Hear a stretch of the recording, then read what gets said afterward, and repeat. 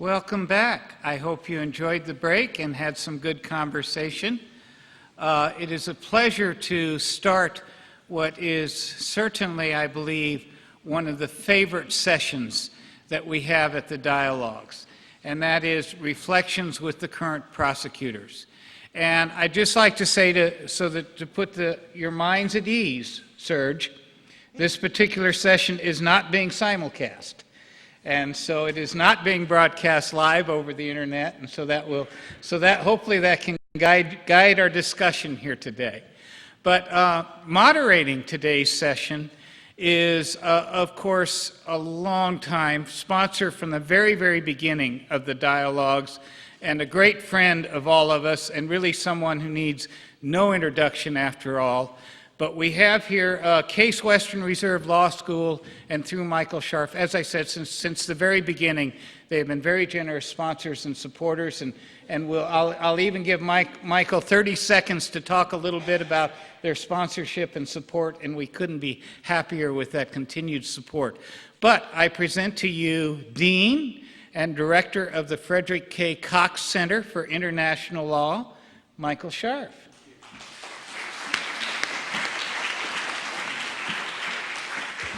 So Jim is actually one of our professors now. He runs our War Crimes Research Office and the War Crimes Research Lab that does work for all of these folks that you see up here, piracy courts and other institutions. So it's always great to have Jim introduce me, because I know he's not going to say anything negative given that I write his paychecks. So anyway, it is really great to be here with my friends, the prosecutors. We've been doing this a long time. We have some new faces here, but for me, they're old faces, people I've worked closely with. We have on our panel from your far left, Nick's here on the right. We start with David Kunicombe. David is at the Special Tribunal for Lebanon, and that's the tribunal that is prosecuting the case involving the Harari assassination and related matters, and it's ongoing. They have their case in process, and you're going to get a real interesting update about that. Okay, so next to David, we have, going down, James Stewart. No, this is not Jimmy Stewart, the actor. This is James Stewart, the Deputy Prosecutor of the International Criminal Court. Fatou couldn't be with us. I think it's the first year she couldn't come, but we're really fortunate to have James. James is a Canadian. We're not going to hold that against him here in Chautauqua. And he's, by all accounts, been an amazing influence on the professionalization and the effectiveness of the prosecutor's office. Okay, then we have Serge. Serge Bremertz, you all heard yesterday, is the current prosecutor of the Yugoslavia Tribunal, and he's on the great shoulders of people like Richard Goldstone, who started out as prosecutors for the tribunal, and he gets to do the cleanup act with some of the biggest cases in the history of any tribunal, Karadzic and Mladic. We'll be talking about that. Next to Serge is a Case Western Reserve honorary degree holder, Brenda Hollis, the current prosecutor of the Special Court for Sierra Leone, and she got to be the prosecutor standing on the shoulders of people like David Crane toward the end when they prosecuted their biggest case, the case of Charles Taylor. Then we have Hassan Jallow, who has been for over a decade the prosecutor at the International Criminal Tribunal for Rwanda, and they're just finalizing their final cases. They've done huge, major cases involving genocide, and by all accounts have been very effective. And we're going to hear what their completion strategy has brought about. And then finally, we have, and last but not least, Nick Kunjian, who used to work at the Special Court for Sierra Leone, is now the Chief International Prosecutor at the Cambodia Tribunal, the ECCC. And that, to me, is the hardest job on the planet. And we're going to hear maybe why when we talk to him. So this is the format. We are going to have basically 3 questions, but I'm going to frame them for each of the speakers. We want you to be very short because there's a lot of you, and we also want to have questions at the end from the audience. But the first thing that we'll be talking about is, what was the most important development in the past year at your tribunal? Secondly, we'll be talking about what are the most controversial things that have happened in the last year at your tribunal. And then finally, what are the challenges that you see in the year ahead? So let's start out with Serge, since this is, after all, the 20th anniversary of the massacre at Srebrenica. And Serge, you were at a commemorative event this year where you said something like 20 years ago, there was only a hope for justice. Today, it is increasingly a reality. So at your tribunal, there are lots of cases that have just wound off. The Popovich case, the Tolomer case, the Hodzic case. Hodzic, I guess, is in bad health, and one of the interesting things you may want to talk about is that you wanted to have that case go on, and the defense wants it to end, and I guess the tribunal has compromised by saying it's on hiatus, right? Something to that effect. And then, of course, we have the Karadzic case. The judgment will be coming out in December, a little bit later than had been hoped. And the Mladic case, the defense is in the middle of presenting their case. And then in the midst of all that, you've got the most bombastic person ever to be tried since Saddam Hussein, Sejal, and they try to release him due to poor health, and you've got him brought back on appeal, and he's still there, right? Sejal, yeah. Yeah, so tell us, amongst all of that, what do you think is the most important one or two developments of the year? Well, that's a difficult challenge. You have asked at least 15 questions to now choose among them. But let's do as we are always doing, giving a brief summary on what happened in the last 12 months. I think it's always interesting for the participants to see what happened or did not happen. I'll put your microphone right near your, yeah. Okay. Better? Good. You mentioned already the two important decisions in appeal, Popovich and Tolimier. Popovich, 7 accused, Tolimier, 1 accused, all 8 in relation to the Srebrenica genocide, where now in total there have been 24 individuals prosecuted for, in one way or another, related to the genocide in Srebrenica. And they were all were confirmed in appeal. And what is important is that we have for the first time convictions for direct perpetration of genocide. Before, the convictions were in relation to aiding and abetting genocide. Now we have in Popovich and Beara genocide convictions for committing genocide. Those were two important decisions which have reminded a few important important findings. One of them, as Patty said this morning, explaining that the appeal chambers held that although forcible transport is not in itself a genocidal act, in certain circumstances it can be an underlying act, which was also explained this morning. So this as a principle was confirmed. Important also that the issue of specific direction came up again. You know how controversial this was in the context of the Perisic decision, where again the appeal chamber did specify that specific direction was not a requirement in the context of aiding and abetting. This in relation to those important decisions. You mentioned Karadzic, of course, where we are expecting a judgment before the end of the year. It will be an extremely important judgment. We are in the final phase of the Mladic trial. We are in the defense phase. 130 witnesses were already called by the defense. We're expecting that the defense case will be over before the end of the year. We had 2 months ago a reopening in the Mladic trial to enter evidence in relation to the Tomasica mass grave. It is a mass grave only discovered 1.5 years ago, where 400 bodies were found 20 years after the conflict, which is one of those remaining important problems of missing persons. There are, in Bosnia alone, more than 8,000 people missing, and this is one of the elements where we're still arguing very strongly that the international community has to continue being interested in the issue of missing persons, because for families of the victims, it's extremely important before being able to move forward, before being able to speak or to think about reconciliation.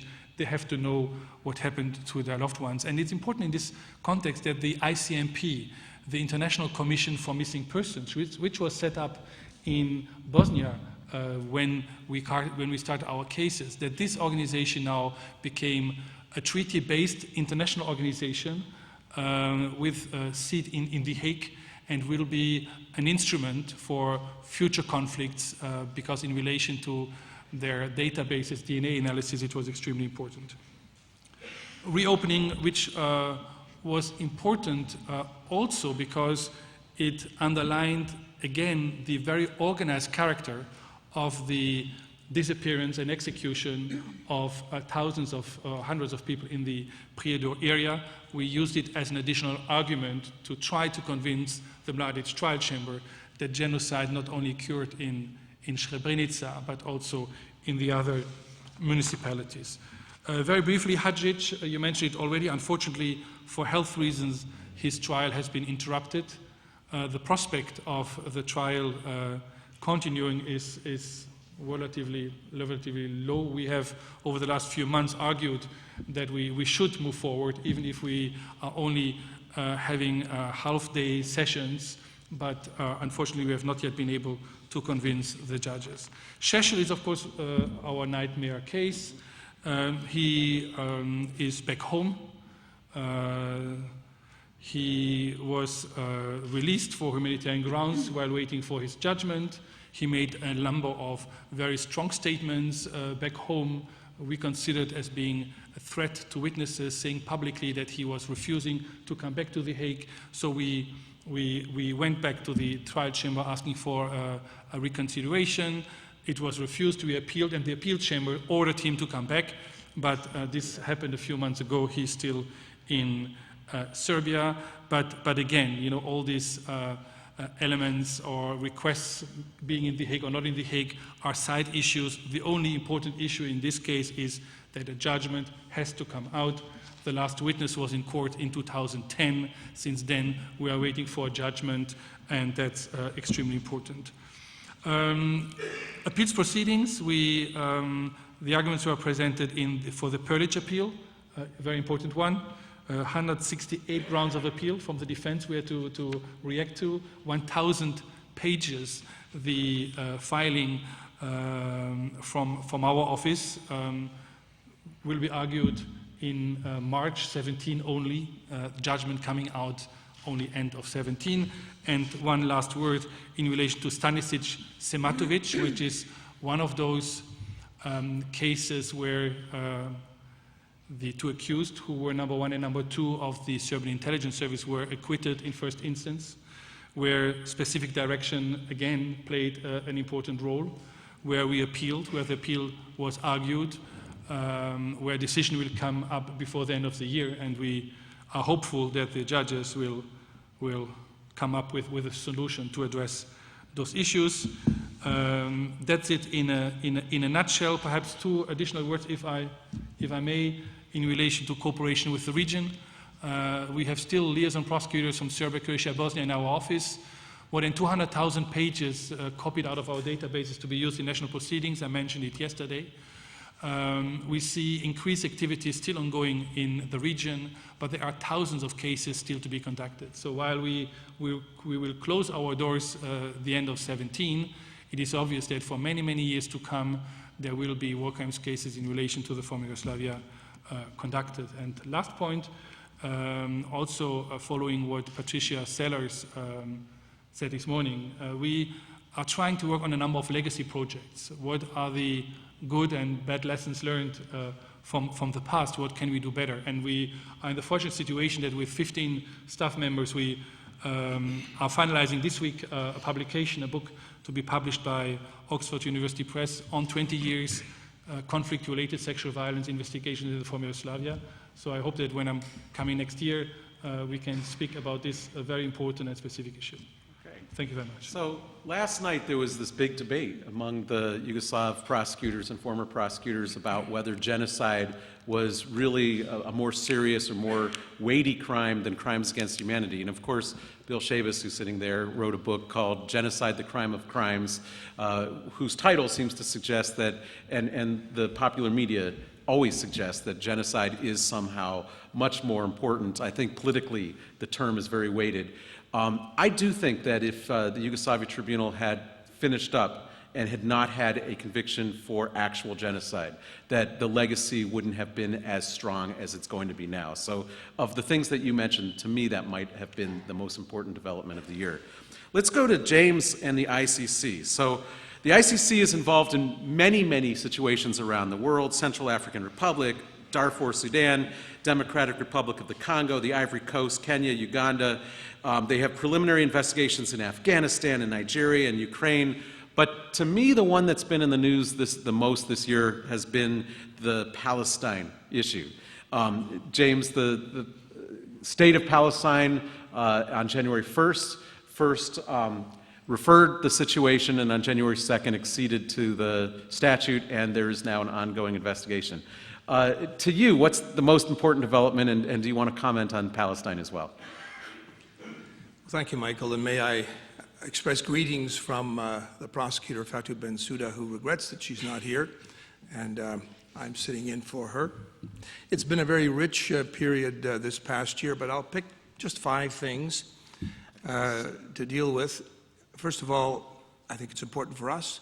We have a new group of judges. I think 6, 7 judges have come into the court, which is changing the atmosphere, changing the composition of the benches, infusing new energy and excitement into our proceedings. We have a new presidency. We've been celebrating the role of women in international criminal law, so it should interest you to know that the president, first vice president, second vice president are all women for the ICC, and very distinguished ones at that. So that for us is in a sense, gives us all a new lease on life in the litigation that we're doing. So that's the first point I wanted to underscore. The second one is that we're now moving into the trial phase. I think all of us can agree that international criminal justice tends to work on a fairly slow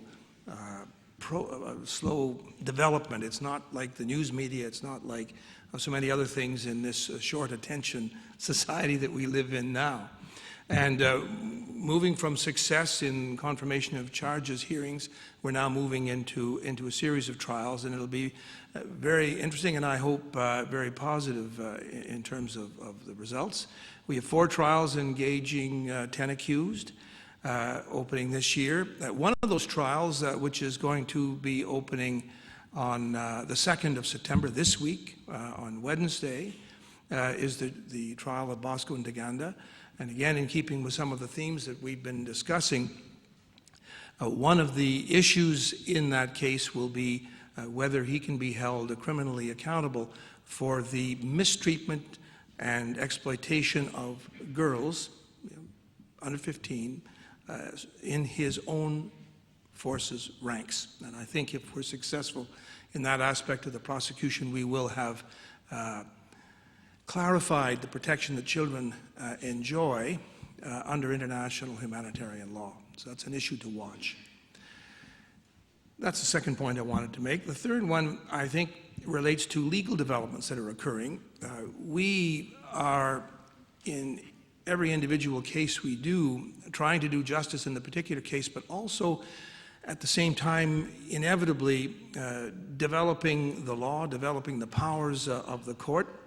And I can mention, for example, in the ongoing Ruto and Sang prosecution that relates to Kenya, the situation in Kenya, 2 significant decisions. One, confirmation by the Court of Appeal since we last met, relating to the power of a trial chamber to compel witnesses to testify, not in The Hague, but in their own country via video link. And that's an important power for a court to have, and it was suggested to us that we did not have that power, but we do.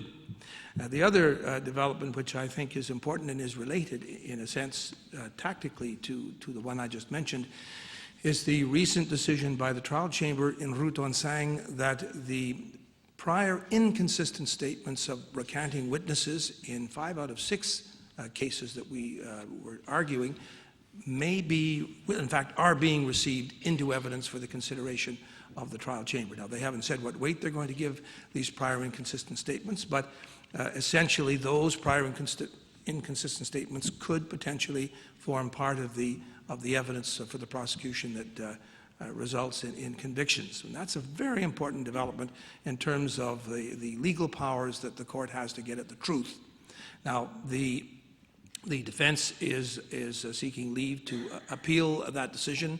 My anticipation is that the issues will go before the appeals chamber, and once again, we will achieve clarity with respect to the kind of discretion a trial chamber has to get at all the evidence. And I think that's a very important development. There are others, but I'll just confine myself to those.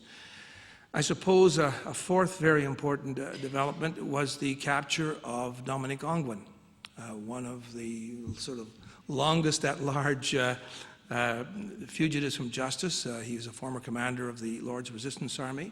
I can tell you that the team is working extremely hard to bring Ongwen's case up to trial readiness by the time of the confirmation hearing in January of next year, and is receiving very good support in Uganda on the ground. And I must say, since I have to recognize where we are on the planet at the moment, the support and assistance of the United States was critical in the apprehension of this man. And finally, but not finally, because of course Michael's question, we are moving into new premises, new permanent premises in December. And that's got to be a pretty important development for the International Criminal Court. It's created a great deal of excitement and lifted morale of our staff in the Office of the Prosecutor, certainly, and it's something that we look forward to. With respect to Palestine, I had, because I'd been given a forewarning by Michael in his listing of questions, and he was kind enough to put Serge on the spot before he put me on the spot, I was going to talk about Palestine in your second category there, Michael, about controversy, because I suppose the adhesion of Palestine to the Rome Statute and our acceptance that as an entity it did have the status to become a state party to the Rome Statute is a controversial decision, and of course the court gets drawn into one of the most difficult controversies in modern day. And so, anticipating that issue, Michael, I can say that I suppose we have essentially at the moment, during the preliminary examination phase, which is not an investigation, it's simply an information gathering phase that we go through in our cases, in our situations. We have 3 objectives. One is to acquire the most reliable and balanced information that we can, touching on all of the aspects of the declaration that the Palestinian Authority filed with the court. The second objective is to manage expectations, because of course they're soaring on the Palestinian side, and you had the discussion yesterday about managing expectations, and that is a very real concern for us in such a situation. And the third is to build trust on the Israeli side, and the Israeli government has said publicly in the press that they are willing to engage with us. Beyond that, Michael, I have nothing further to say on Palestine. So, James, I thought I'd ask the Palestine question now because I want to save the AlBashir visit to South Africa for the next bit. I had that one on my list, too. So, let's go to Nick over here with the ECCC. So, the first trial against Doig, done. Second trial against the 5 ended up being against the 2. And that's completed. And now you have case 00202, which is against Sanfan and Che, and it's the first time your court's actually looking at a genocide charge. And the case also with forced marriage and rape charges. Some really interesting stuff coming out of that case. Meanwhile, there were some other interesting things that have happened at your court. For example, Judge Harmon resigned, but he tells me that that was not for the reasons they said in the press, but really for just personal reasons. So it wasn't a big protest resignation, right? But still, interesting things happening. And then the co-prosecutors have filed an appeal about using joint criminal enterprise 3 liability. And to me, since I've written much about that, that might be one of the most important legal issues that will be resolved. So to you, what are the big issues that are coming out of your court in the last year? Well, as you said, we got a judgment in the first trial of Q Sampan and Nunchia on August 7th of 2014. So I talked about that a little bit in my last visit here. But that case is now on appeal. And Serge, we beat you because the defense in our case has filed over 350 grounds of appeal in that case. One team, 2 defendants, one team, 227. The other team, it's very debatable because they won't specify what exactly is a ground of appeal, but by the paragraphs it appears to be about 150 additional grounds. So that is going on, and there are some interesting issues in that. Meanwhile, we started in January the case that Michael mentioned, which is the second part. You could say a continuation of the trial of Q Nunchia and Q Sampan. To explain that, for those of you who may not be familiar, these were 2 of the top leaders, the number 2 in the regime, Nunchia, and the head of state, Q Sampan, who, because of their age, they're currently 83 and 89, when the trial started in 2011, the judges made a decision to sever charges. And the trial that we finished in August of last year dealt with limited facts that deal with the beginning of the regime, the forced transfers of population from Phnom Penh and then within the country, and with one relatively small, on the scale of Cambodia, massacre at the very beginning of the regime.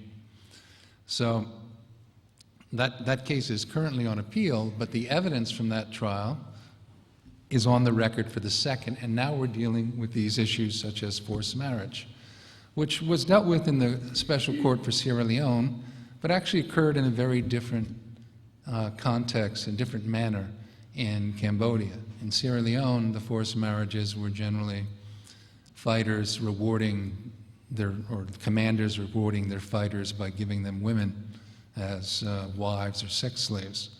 In Cambodia, it was the regime saying, you two will get married, you two will picking people and saying, you must get married, and then typically monitoring the couple, literally having people, young kids, militia, walk under their houses at night and eavesdrop to make sure that the marriage was consummated. So they were forced, both the man and woman, arguably, were forced to engage in sexual relations. So those charges of rape are pending in this case. Was not dealt with in the first case. And as Michael mentioned, genocide is pending in regards to 2 groups, as Andrew Cayley mentioned yesterday. These are within the context of the crimes that happened in Cambodia in terms of numbers. The numbers killed of these 2 groups, the Cham Muslim and the Vietnamese, is small compared to the number of Khmers that were killed by the regime, Cambodians that were killed by the regime. But we still think these are very important charges and very interesting. I think one of the things that people don't know, it's not often mentioned, is that right now we have this court, a United Nations court, that's doing a genocide again involving killing people because they wanted to practice Islam, because the Cham Muslims were particularly targeted. And there's many interesting issues, as Patty talked about what acts indicate an intent to destroy a group. And in the Cham Muslim, there's very interesting policies of the regime to prohibit the practice of religion, to prohibit the speaking their own language. And those who agreed to that, to give up their identity, may have survived, while those who were leaders or who asserted their national, their ethnic identity were targeted and killed. So some very interesting issues about what manifests an intent to destroy a group, what constitutes the intent to destroy a group. Another, I think, fascinating issue to many here, I think legally very challenging, that came up in the last few months. Many of you have heard of the famous prison S21 in Phnom Penh, and if you've seen movies or things, you know that they tortured. Torture was the common practice. People were horribly tortured. They were all destined pretty much to be executed, almost every single one. But before that, they were tortured in every way imaginable, including pliers and rape, but being starved, being electrocuted. From the torture, the common practice was to take a long statement, a confession. And those confessions, of course, include, as is typical when people are tortured, truth and falsehoods. How do you determine what is and what isn't? And what value could that possibly have? In evidence, there's a convention against torture that says that torture evidence cannot be used except against the torturer to prove that the statement was made. Both the defense and the prosecution have put forward different theories about, or at least one of the defense teams is saying that the confession should come in when the defendant wants it. That this treaty was only meant to stop the prosecution from torturing someone and then using their confession against them. We've said that doesn't make sense, because then you'd be rewarding the very people at the top who ordered the torture. What they wanted at the time was to get people to confess to being KGB, CIA, Vietnamese agents, and you'd be using this unreliable evidence and rewarding those that ordered it. You would be using it for the very purpose it was obtained, to try to justify their crimes, the eventual execution of these people. But the prosecution has said when there's evidence that doesn't go to the truth of the statement, it should and can be used. For example, the one example that we used is there's evidence that Doik, the commander of the S-21 camp, came to Nuon Chea, the number 2 in the regime, and said, "Oh, I have big news. We have now obtained information that this conspiracy goes to the very top. We have evidence against Khieu Samphan, the other defendant in our case." And as a result of that, Nuon Chea said, "I don't want to hear any more of that, get rid of that, and never come back to me with more information," and in that type of information. Now for us, we don't want to use that to prove that Khieu Samphan was a KGB and CIA agent, but we think it's very relevant, not for the truth, but to prove the power of Nuon Chea over the commander of the camp where the torture was happening, to prove the close relationship between Nuon Chea and Khieu Samphan and the fact that he was being protected. And things like the fact that the regime, Nuon Chea, knew that there was no real value, that people tortured would say anything under torture. So we want to use it for purposes that don't go to the truth. Now, that issue is before the trial chamber. It could have been before the appeal chamber, but they kind of ducked it in a hearing so far. And we're awaiting a decision from the trial chamber on that issue. I think it'll be very interesting. You know, since we're here at the Jackson Center and we think about Nuremberg, that issue brings a moral issue, which I think the high school kids can wrestle with, even if you're not a lawyer, and that is related to the Nazi experiments. So as you recall, historically, the Nazis did all sorts of kinds of experiments using torture, but they got some data that is potentially usable, and the medical community has decided not to use that, because to use that would encourage future acts of torture. And I think that's sort of an ethical question that lurks behind the legal issues that you're talking about. Let's just keep things exciting and bounce around, so we'll go all the way down to the end to David at the Special Tribunal of Lebanon. I think the good news for you and your colleagues is that the UN extended your mandate through 2018, so you have a job. The bad news is that your suspects remain at large, so you're having trials in absentia. Again, you know, in the context of Nuremberg, last time someone was tried in an international criminal court who wasn't actually there was Martin Bormann, and later turned out he was dead before the trial started. So the Nuremberg Tribunal has gotten a lot of criticism for that. I suppose you don't think that the 4 suspects are dead. You have reason to believe they're still around. And you could tell us what happens if they are found afterwards. And then there's one other case that's interesting. There's sort of a collateral case against Karma Kahat, who's a news broadcaster, for endangering confidential witnesses. So tell us about what's the most important things you think is going on down at your court in The Hague. Okay, yeah. Maybe a little bit of background would assist. So the SDL is a little bit different than a lot of the other tribunals, and that starts with the nature of the crime which precipitated the creation of the tribunal, which was the assassination of former Prime Minister Rafiq Hariri in 2005 by a vehicle-borne improvised explosive device, which was put in a Mitsubishi Canter van and exploded as his convoy traveled past on a crowded street on a coastal road in Beirut. Led to his death and the death of 21 others and over 200 injured.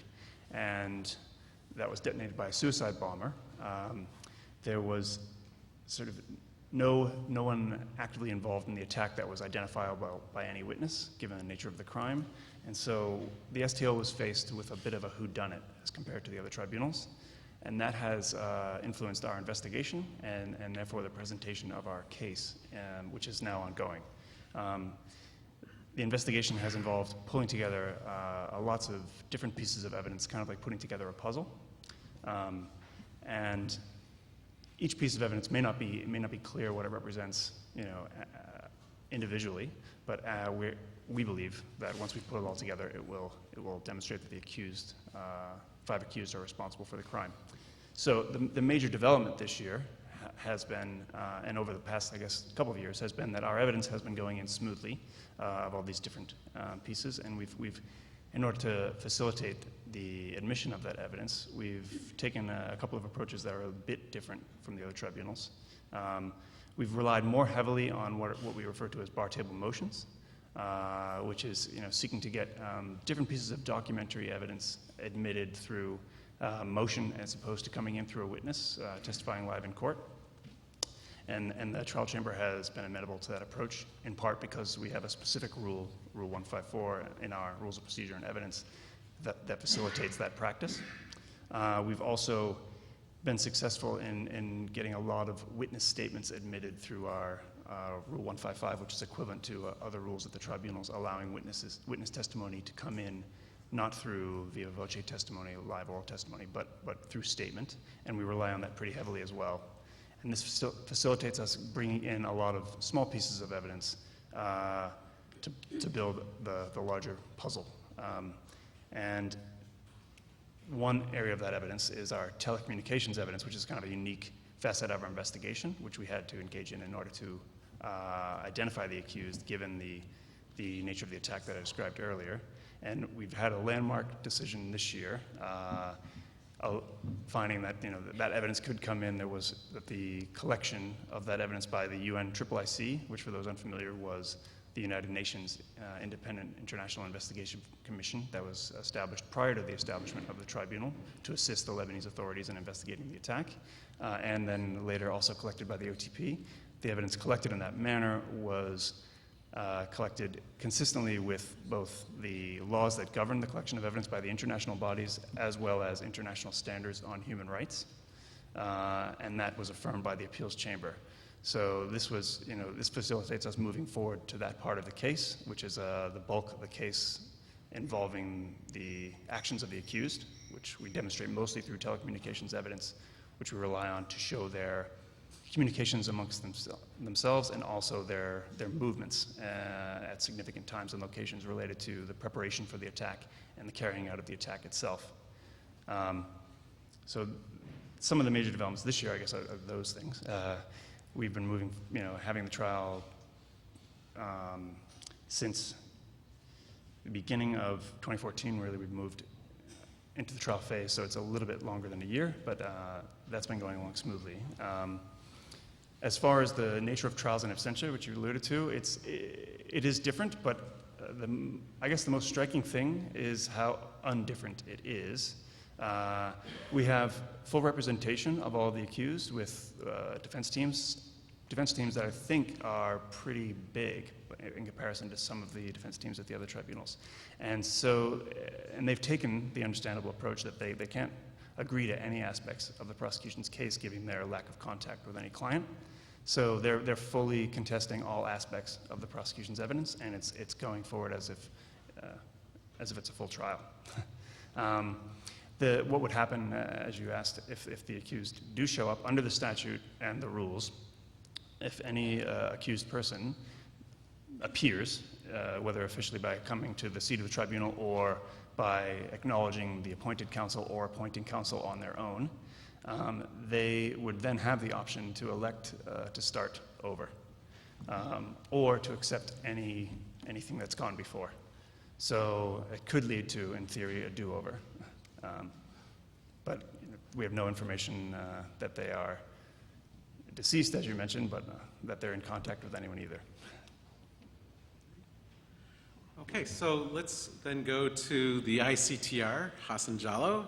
On December 5th of last year, you had your 20th anniversary of your tribunal.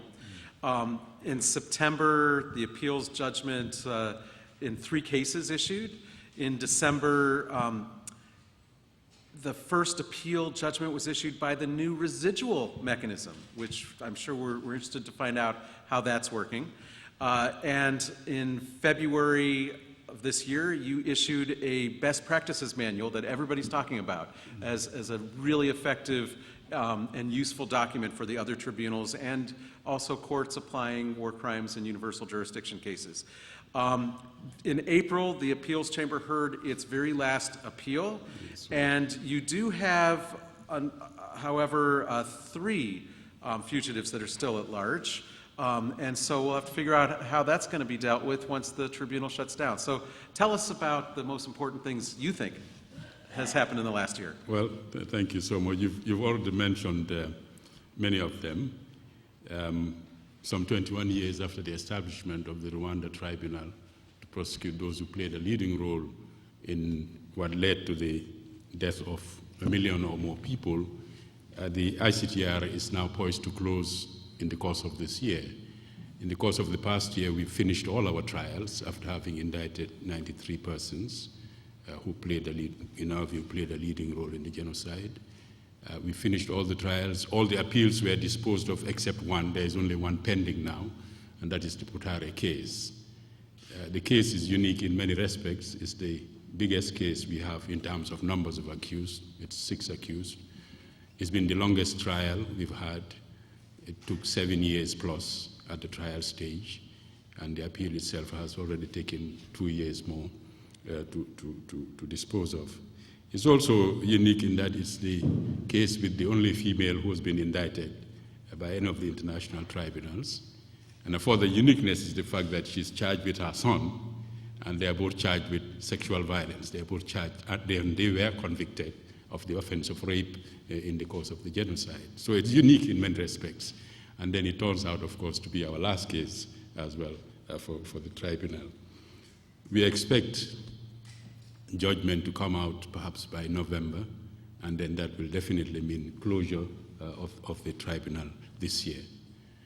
It will be the first of the ad hoc tribunals to close after almost two decades.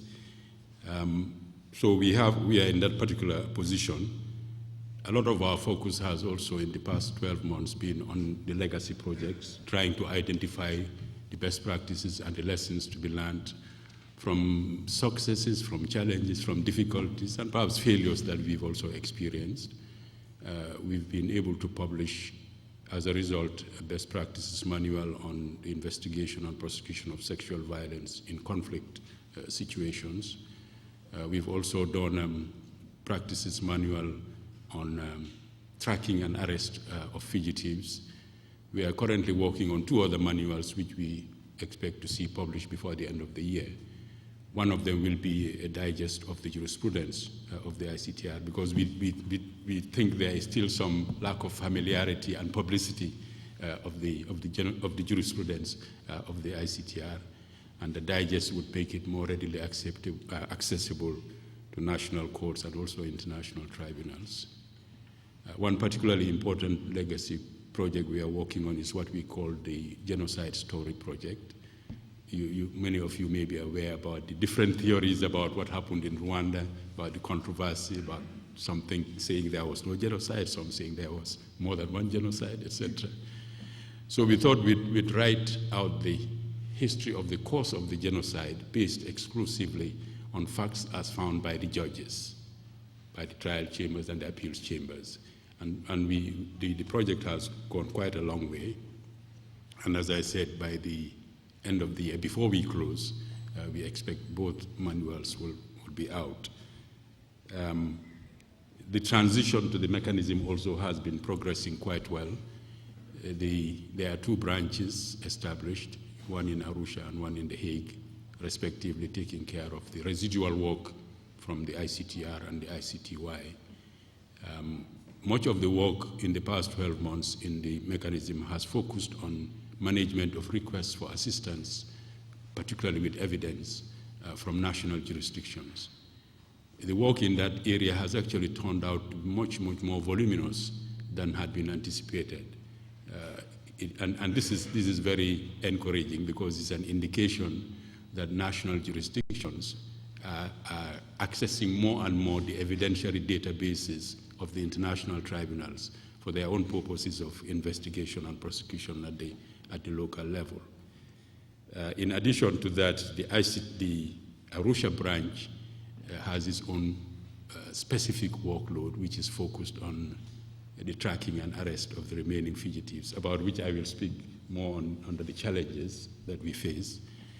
And in the Hague branch, we are focused on preparing for the management of the appeals in the major cases which will come up in the course of next year. The Karadzic case, Seychelles, we don't know when that will come up yet, but we expect that the Karadzic appeal will at least be in the pipeline by next year. So that's where the ICTR is. With the judgment in the Butare case coming up, hopefully in November, we should be able to have our closing ceremony in the first week of December, which I hope many of you will be able to attend. And then it will be quite the end of an era. Thank you very much. So the thing about these ad hoc tribunals is as they slowly shut down, they still have work to do, and so they create these residual mechanisms. They're like mini courts. And Brenda, if I'm not mistaken, you were the first prosecutor to be a prosecutor at the Special Court for Sierra Leone, and now the prosecutor for the residual mechanism, the RSCL. Is that correct? Well, I was not the first prosecutor. No, of the but Special the Court. first person to have Yes. both positions. That's is what correct. I mean. Yes. So in your new position, from what I can read, the two big events were that the residual court granted the former head of the CDF conditional release. And was that something that you supported or you opposed? Was that over your objection? You could tell us in a second. And the other one is that the residual mechanism denied the motion for Charles Taylor to transfer to prison in Rwanda. I think knowing that Charles Taylor has escaped from other prisons, he's got a knack for that. That was probably a really good thing. But you can tell us that story as well, and anything else about your experience now with the residual mechanism. Thank you. But first, let me offer both my thanks and congratulations to the Yugoslav Tribunal, and in particular the Rwanda Tribunal, which will be closing this year after, in essence, developing the body of law that we deal with today when we deal with genocide. And both courts developing the foundation upon which all modern international criminal justice is building. And I would hope that other courts build on that foundation and don't ignore it. So my thanks and congratulations to both of those courts for a job very, very well done and a very difficult job. The residual special court is indeed, I guess you could say, in the later stages of the life cycle of a non-permanent court. And so we are not dealing with matters that have the intensity and visibility of judicial proceedings. But indeed, in the last year, we did have two decisions that I think were very important and I think should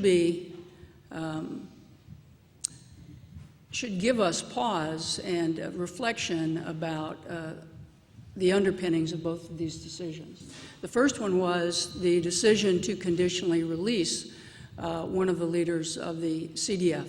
We, in fact, did oppose that early release, and we opposed it on several grounds, primarily because our primary concern is about our witnesses, and our witnesses were very fearful about retaliation upon that release. So we did oppose it. But even more fundamentally, certainly in my view, when we are dealing with these kinds of international crimes that have such an impact, so many victims, and in particular with the Sierra Leone court, where the guidance was to prosecute those most responsible for those crimes, I think any release short of the day that their last day of their sentence is served is an inappropriate release. And I have always opposed this. The jurisprudence of the courts, the international courts, has been clear that rehabilitation is not one of the determining factors in sentencing in these cases.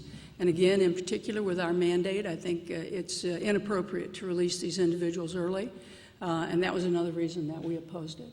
Now, I must say that in order to give a reminder to this prisoner and also his supporters, I did issue a press release when he went back to Sierra Leone, reminding everyone that this was not an acquittal. This did not mean he was not guilty. He remained a convicted prisoner who had been convicted of crimes against humanity and war crimes against his fellow Sierra Leoneans, that no interference with witnesses would be tolerated, and that if there was a violation of any of the conditions, the prosecution would certainly press very hard for his return to prison. And I thought it was important to have a very strong warning note so that no one misunderstood the nature of that conditional early release. I must say we have heard of no instances of violation of the conditions. If that's because the monitoring isn't effective or because he's behaving himself, I don't know. But we certainly have heard nothing of that. In relation to the Charles Taylor request, it was filed as a motion, and throughout most of the course of deciding this request, it was treated as a judicial matter, something that we were very, very opposed to, and we continue to point out this is not a judicial matter, this is an administrative matter. It is for the president to decide. The president decided that he would have a 3-judge panel look at the issue. They issued a decision, which we argued could not be a decision because they did not have the authority to decide the matter. Ultimately, the president did decide the matter and made it clear that these types of matters, this was a request for transfer from the United Kingdom to serve imprisonment in Rwanda. And it was so, it was a sentence enforcement issue that is purely for the president. And eventually that is what the president held and dismissed it. We believe that there were several reasons he should have dismissed it. First of all, it revolved, part of the grounds was that the United Kingdom would not issue visas for his wife and 2 of his children to come to the United Kingdom. But they had explained to his wife why they did not. There were reasonable conditions imposed, and his wife simply refused to meet them, and it basically had to do with the source of her finances. And our position was Charles Taylor simply did not wish anyone to know the source of finances. So it was information they could have provided and chose not to.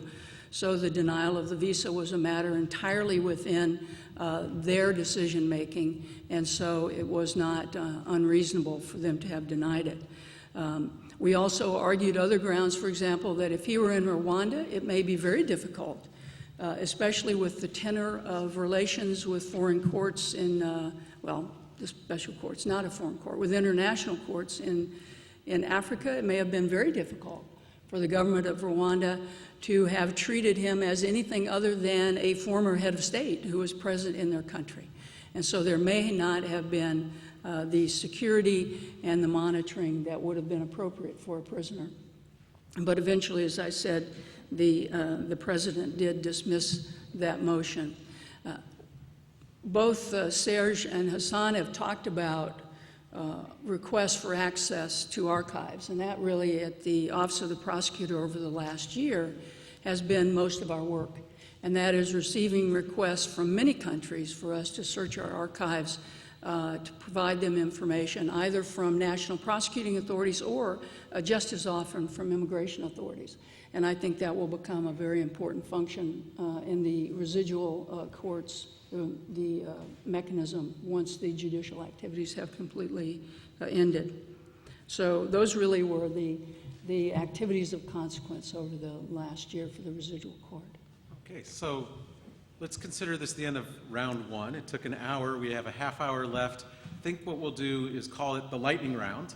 We'll squeeze the two questions about controversies and challenges into one. We'll ask you to be a little bit more brief because we really do want to have some time for questions from the audience. And I will start back with Serge, and building on what Brenda said about how the ad hoc tribunals have this life cycle. You're also coming toward the end of your life cycle, and an interesting thing is happening. A lot of your staff are leaving. So you have said publicly that one of the biggest challenges you face is staff attrition, and it's making it very difficult for you to finish up these major cases. Do you want to comment on that or anything else? That's indeed one of our main challenges. It is logic that with an organization which is closing its doors in 2 years' time, that staff is actively looking for other jobs. And we are very much supporting our staff. And we are every time very proud if one of our staff members is after a competitive proceeding selected to go to the ICC or to other organizations. So it's a really, one hand, we are every time pleased when our staff are considered as being very qualified. On the other hand, of course, we are losing staff. In the Mladic trial, since the trial is ongoing, out of 3 senior trial attorneys, 2 left. Out of the 4 P4, so the trial attorneys, 3 left. So we had to replace on a number of times. So we have put a kind of different system in place where we use almost everybody in a multidisciplinary way. So immediate office, trial team, and appeals team are all working as one team and are used there where they are needed. So we had to come up with a more flexible system. It is not easy, but so far, touching wood, it is still under control, and we have a number of colleagues, a number of senior trial attorneys which are really committed to stay until the end of their cases, Ellen Ticker, Peter McCloskey, Hildegard Urzwetzlaw, and a number of other colleagues who were really there almost since day one, and who are so dedicated they're even not looking for other jobs, luckily for us. So it's a problem, but it's still more or less under control. Okay. So James, over at the ICC, in your strategic plan for the year, you say that the need for cooperation is still the biggest challenge, and I asked you before about the AlBashir case. AlBashir ends up going to South Africa. There is a court decision that he must be arrested. The South African authorities instead facilitate his departure. How do you see that playing out? My understanding is that in the past, when this sort of thing has happened with respect to AlBashir, it's the pretrial chamber itself which has taken the initiative to refer the matter both to the Assembly of States Parties and the UN Security Council. So we'll have to see what happens with this particular case. I think, frankly, our approach is to allow it to unfold as it will. Whether we'll be actively involved is another matter. We were dismayed, of course. I must be one of these optimists. I thought we were going to get him. I really thought the South Africans would, being a state ruled by the rule of law, I thought they would get him. I thought we had a good chance. And I think the work of the NGO before the court in Pretoria was brilliant. It was a very, very disappointing outcome, although I suppose one can take some comfort from the fact that AlBashir did not leave South Africa in the way he thought he might have. He didn't come in quite the same dignified fashion as he didn't go out in quite the same dignified fashion as he came in. He went out as a fugitive, really. So it really illustrates one of the major difficulties that the ICC has, and that is, as was the case with the ad hoc tribunals, we don't have our own police force. We can't go and touch people on the shoulder and say, please come with me, sir. We have to rely on the national authorities to do that. We certainly understood that there were national authorities prepared to act in South Africa, but I mean, in the end, it's a political decision, and we know what the outcome was, at least for the time being. But it is a long game. I must say I take comfort and inspiration from what Louise Arbour said as the prosecutor of the ICTR in relation to Milosevic. You know, time is on our side. Eventually, we will get our man. And in the case of Milosevic, she was absolutely right, and I take comfort and inspiration from what she said there. So cooperation is one of the issues. We get very good cooperation, generally speaking, but there are issues, of course, with cooperation, and arresting fugitives is one of them. I don't know if you want me to speak about other challenges and other controversies, Michael, but I can leave it at that if you wish. Let's just move on, given the shortness of the time, to Nick over at the ECCC. And Nick, one of your major defendants in this case 2, sub 2, Q Safan, he and his legal team are boycotting. I'm sure that creates all kinds of challenges for you. How are you dealing with that? Well, this is very current, so it's playing out. I think that the current status is that they're going to go to court when we have this next hearing, but they're not going to present documents. There's a hearing where both sides are entitled to present documents, but out of protest, they're not going to do that. And I hope that the court will simply continue. This is under the instructions of a defendant. He has a right to be represented, to participate in the proceedings. If he chooses to elect not to do so, that's his election. The court can't be held hostage by accused or their defense teams refusing to participate. We had another problem with a boycott that delayed the start of the trial, and it basically was successful. The defense said they wouldn't do the appeal and the trial at the same time. They just didn't come to court. That was the Q Sampan's team, and the judges said, you're not allowed to do that, but there's nothing we can do, and basically gave them the continuance they asked for. But at some point, you have a right to an attorney. The court's provided it. If you tell your attorney not to participate or to walk out, I think the trial has to go on. The court can't be boycotted, can't be blackmailed. David, over at the Special Tribunal for Lebanon, what's your biggest challenge facing you the next year? I should say I neglected to mention at the beginning that the prosecutor regrets that he couldn't come, and we also extend our thanks for the invitation. But yeah, getting to the biggest challenges, I guess it's the security situation in Lebanon is a difficult one, and we see, even with witnesses who, throughout our relationship with them over the years, have never previously indicated concerns about coming to testify or having their name being used openly in court if they don't intend to testify orally. More and more requests coming within the days preceding their testimony to have protective measures or try to get out of coming, and that's a difficulty. So far, the court's been very open to granting protective measures on reasonable grounds, including grounds that can affect not just the physical security of witnesses, but recognizing that impacts to their livelihood and their relationships with their neighbors, especially for business owners, is a legitimate ground, and that has facilitated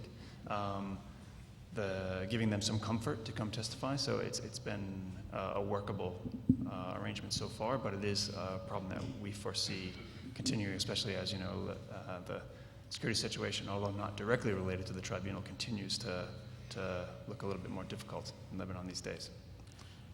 Okay, and Hassan, over at the Rwanda Tribunal, Serge told us that their cases are plagued, especially in the chambers, by departures. Are you having the same kind of problems, and what are some of the other challenges you might want to mention? No, we are not faced with staffing problems. We've actually been separating our staff now. We've retained very minimum level of staff just waiting for the judgment to be delivered. But nonetheless, we do have a couple of challenges. As you may recall, the referral of cases to national jurisdictions was an important part of the completion strategy. And in that context, we had referred 2 cases to France, one of them being in respect of Father Wenceslas Munyashaka. Recently, there has been a declaration by the French prosecutor that she's making a submission to the French judges that there is no case against Father Wenceslas Munyashaka, who was charged with genocide and sexual violence, rape. Of course, that is causing quite an uproar in Rwanda, in survivors and victims associations in France, and a great deal of concern to the ICTR as well. Is one of the things we have to try and manage and see how to get out of that impasse. I expect in the next few days to be picking that up with the French authorities. But it's a major issue we have at the moment. Moving from that, because we have the issue of the fugitives, then we've arrested most of them, as I said, but there are still 9 outstanding. The United States government has been very, very supportive of our tracking efforts and provided rewards for information leading to the arrest of the people we've been looking for under its Rewards for Justice program. But nonetheless, there are these 9 outstanding. We've been faced with situations of non-cooperation by some states, and also the extraordinary lengths that some of these fugitives would go to avoid detection. 6 of these have been referred to Rwanda, so we are basically concerned with only 3 cases. And it's a challenge we have shifted to the mechanism. The ICTR has passed those 3 fugitives to the mechanism, and the mechanism is intensifying its tracking efforts together with the technical and financial assistance of the United States Department of Justice. Finally, we have this difficult situation, even as we close, where a number of people who had been convicted have finished serving their sentences. Some had been acquitted, and they're all sitting in Arusha, about a dozen of them. They don't want to go back to Rwanda, and it's proved extremely difficult to get any other country to accept them. But under the host agreement with Tanzania, they're actually supposed to leave the territory within 15 days. Of course, they've been there for more than a year now. So it's a big challenge that we face. They're housed and taken care of currently by the mechanism, but that situation cannot continue. When the ICTR closes and the mechanism closes, where are they going to go? So we need to put more and more pressure on member states to recognize these acquittals, that these are people who have been acquitted, or they are people who, even though found guilty, have actually served their term, and that they're entitled to relocation in a country where they can pick up their lives and reunite with their families, if possible.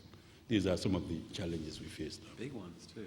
So, Brenda, are you all by yourself in the prosecutor's office of the residual mechanism, or do you have some staff? Where are you located now? You know, you had those spacious offices. Now, where do they have you? I'm curious about how the residual mechanism is moving. Yes. Well, I'm not even in the prosecutor's office. And actually, I think a very smart model for the residual mechanism is that there will be a very, very small staff. The president, the prosecutor, the judges will operate on an as-needed ad hoc basis and will work remotely, that is to say, typically from home to the greatest extent possible. And to me, that makes perfect sense. And so we have a very, very small staff. We do have 3 individuals in Sierra Leone at my insistence to be sure that our witnesses have an effective way of telling us if they're being harassed or interfered with in any way. But our biggest challenge, as it was in the life of the court, of the special court, is money, money, money. We have a very modest budget. We are once again supposedly funded by voluntary contributions. But we're finding that even with this modest budget, which, by the way, is possible thanks in large part to the Yugoslav tribunal agreement to share office space and administrative support with us. But even with that, we can't find states that will provide us sufficient money to operate.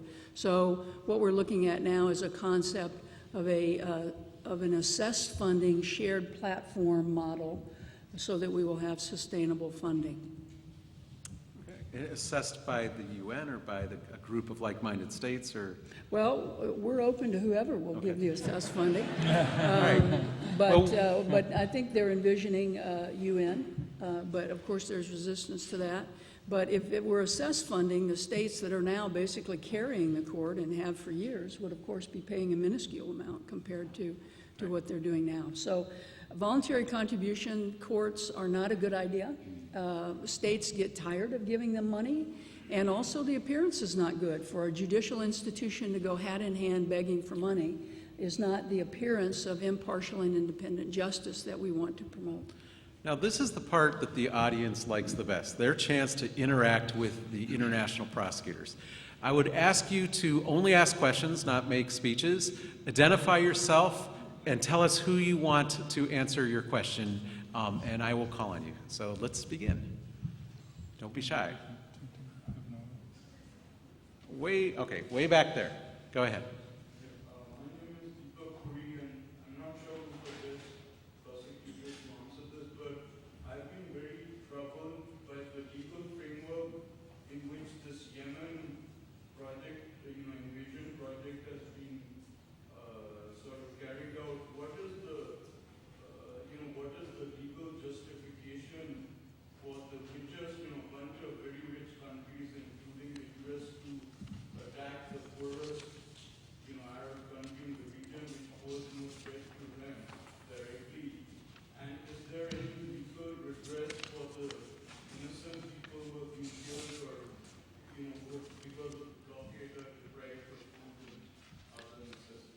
So I think James Johnson can tell us what the procedural hurdles would be to bring the Yemen situation up to the ICC, and maybe that's what you're asking.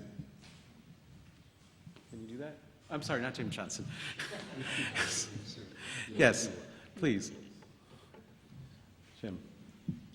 Well, in the case of Yemen, it's not a state party to the ICC, so it can't refer the situation. You would have to have well, I suppose the UN Security Council is the only mechanism I can think of.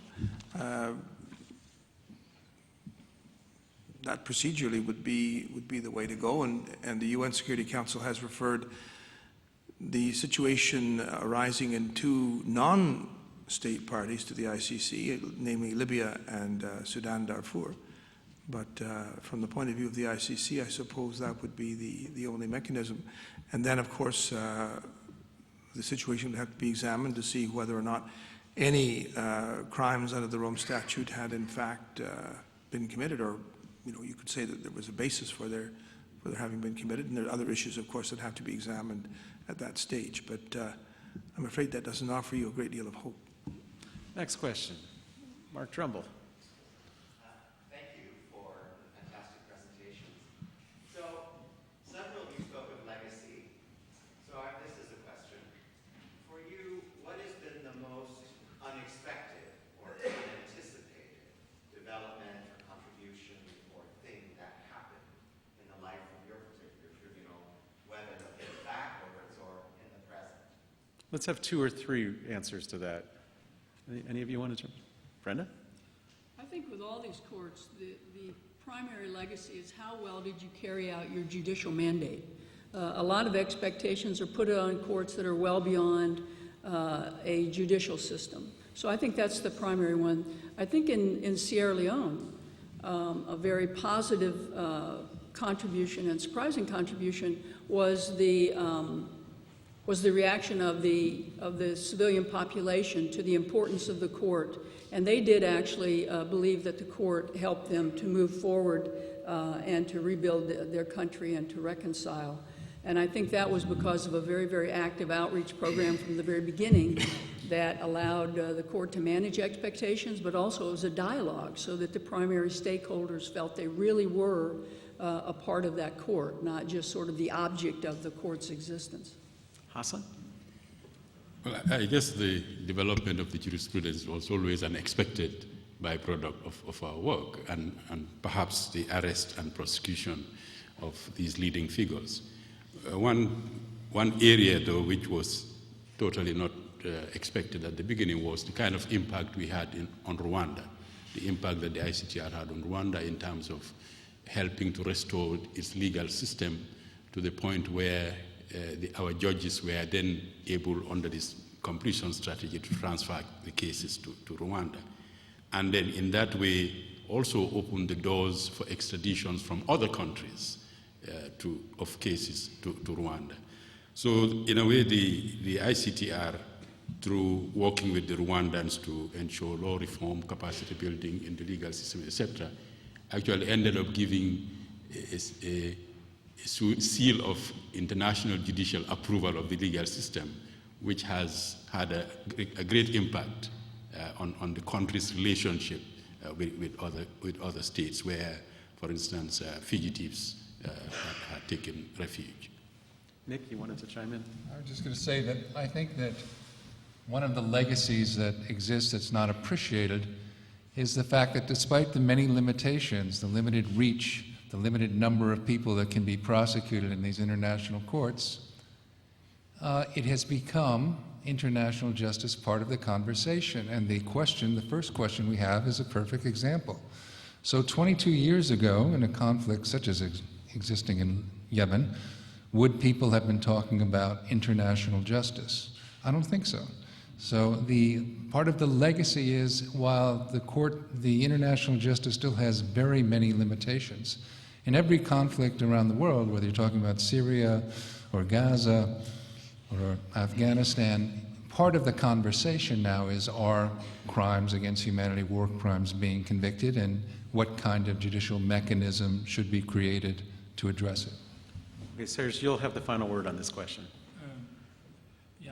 I think in terms of, on the positive side, I mentioned it yesterday, if today our tribunal is the only tribunal with no fugitives at large, and this is quite unexpected, it is because in our situation there is a clear political agenda from one political group, the European Union, with a clear, unanimous message to the countries concerned.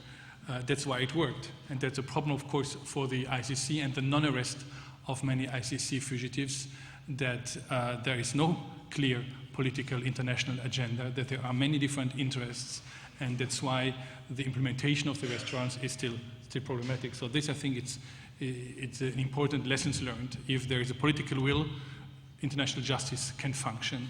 If this political will is not implemented in practice, we have the situation we are facing today. Another question. Yes.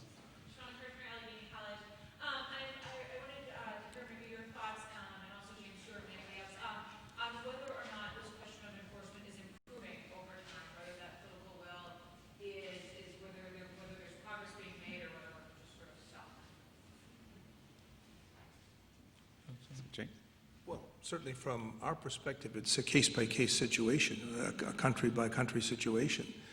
I mentioned that we're getting good support in Uganda with respect to the Ongwen investigations. That's clearly a matter of political will. They're very competent people in Uganda. If they're given political space in which to maneuver, they can be extremely helpful. In La République Centrafricaine, Central African Republic, there again, you have a combination of forces that see the ICC as an extremely important player in a very tumultuous situation to bring about peace and stability. And so the transitional government has been extremely supportive of us, but so have the UN, so has the United States, the European Union, the French, the religious leaders, both Muslim and Christian. I look at Central African Republic and see a wonderful momentum in favor of the work that we're doing, and we can do some really good work there. Of course, the major difficulty is the extremely fragile and volatile security situation, but we are very active in CAR, and there is an example of where you have a combination of support, which helps international criminal justice do its work effectively. But in other situations, it's not as easy. James, can I ask you a follow-up about international civil society related to international criminal law? It didn't exist 20 years ago, but now there are organizations in every country that you're working in, including Kenya. Do you see a role that they are playing that's positive? They are playing an extremely positive role. We have a round table every spring with the NGO community. We engage with the NGO communities as well, because we recognize that in many situations, because we are a court of last resort, we can't intervene immediately in an investigative way. A lot of evidence and information is actually being gathered by NGOs who are there and who see what's happening. And so we're trying to develop ways that will allow them to record and capture information, not as an investigative arm of the ICC, but in a way that would be useful to us down the road if in fact we become involved.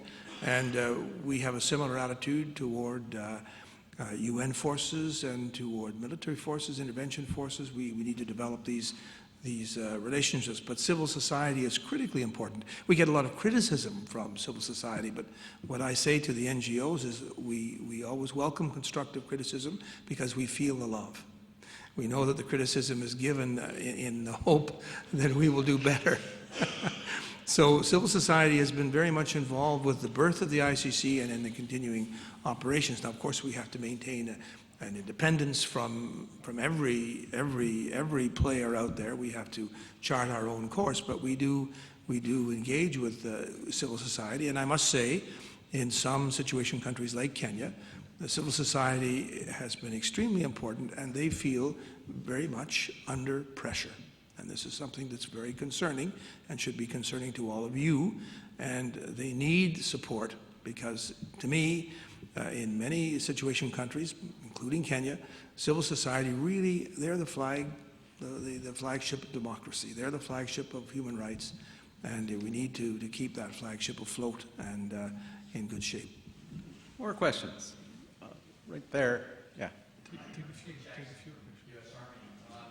question is for James. It's a follow-up to the last one. In light of Lubanga's decision regarding questioning evidence from other sources other than the Office of the Prosecutor, have you developed guidelines for militaries and civil society organizations as to what and how they can provide information to lead to further investigation? We have a continuing conversation with civil society on just that issue. I think we may have an opportunity to do the same with respect to military formations. Michael Johnson is involved in a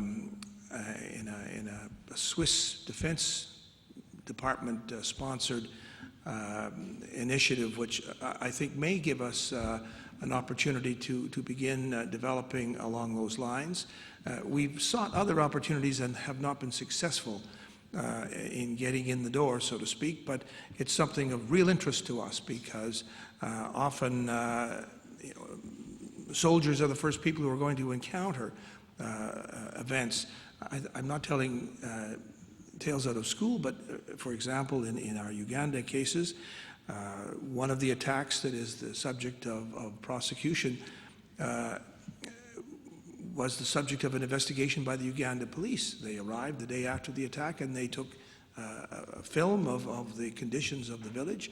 That's invaluable information. It's that kind of thing that we need to make military formations sensitive to, so that they're not just working for themselves, which they must do tactically and in planning what their operations are, but also thinking that down the line some of this could be useful if people are going to be held accountable for what they see on the ground.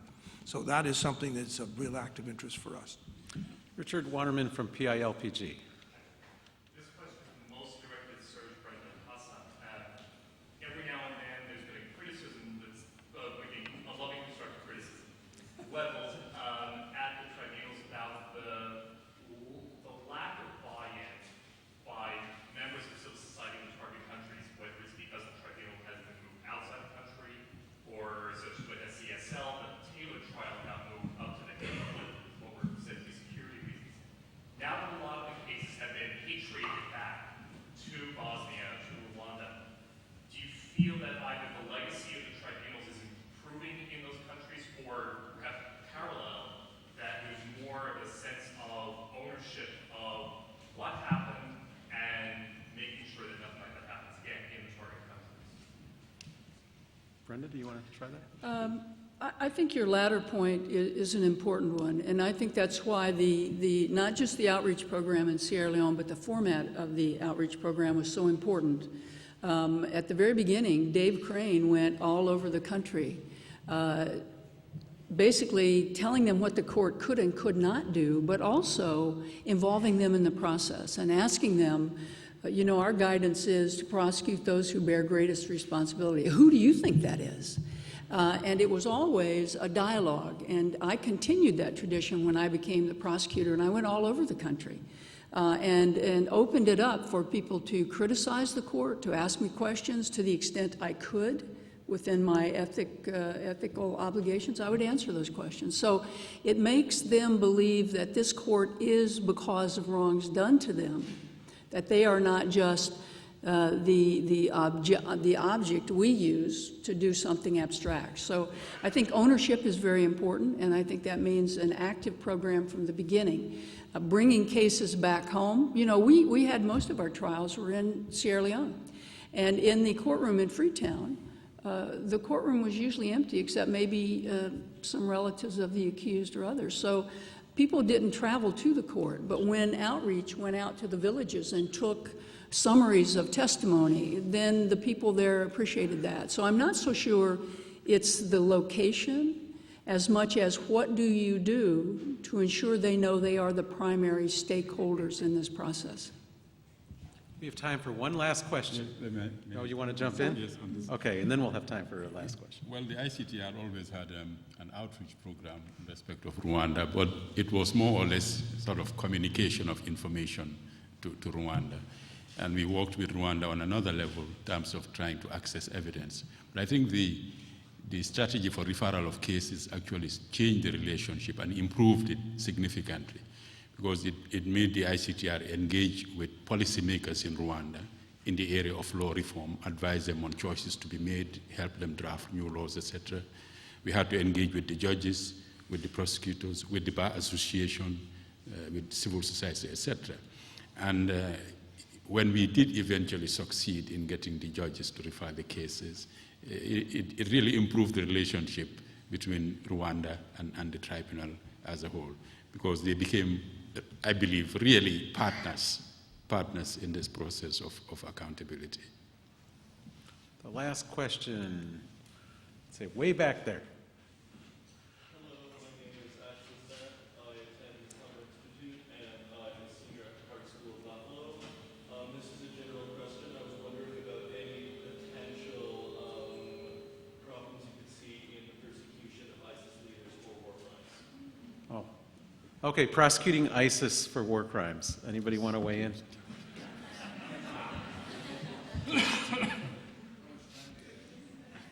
Not much. I suspect, sorry if I may. Go ahead, James. This is an issue that Fatou Bensouda, the ICC prosecutor, has felt compelled to speak about simply because everybody invokes the ICC when it comes to ISIS. People affiliated with ISIS may commit crimes in situation countries like Libya, which would be within the reach of the ICC if we have the ability to follow up. But at the moment, the events that really focus the attention of the world are occurring in Syria and Iraq, neither of which is a state party to the ICC. But beyond all of that, interested countries will probably take action, I would expect. I think you're going to find the European countries who have many nationals going abroad. Other countries, perhaps like Tunisia, Egypt, who knows, also have an interest in these things. So it may be that national authorities will be moved to take what action they can once you have a military stability, which is right now obviously very much in the air. I don't know if that helps, Michael, but it sort of brings it back down to the countries that are most directly affected by what's happening. All right, with that answer, that brings to an end our prosecutors panel. I want to thank Hassan, Serge, Brenda, James, Nick, and David. And if everybody would join me in applause.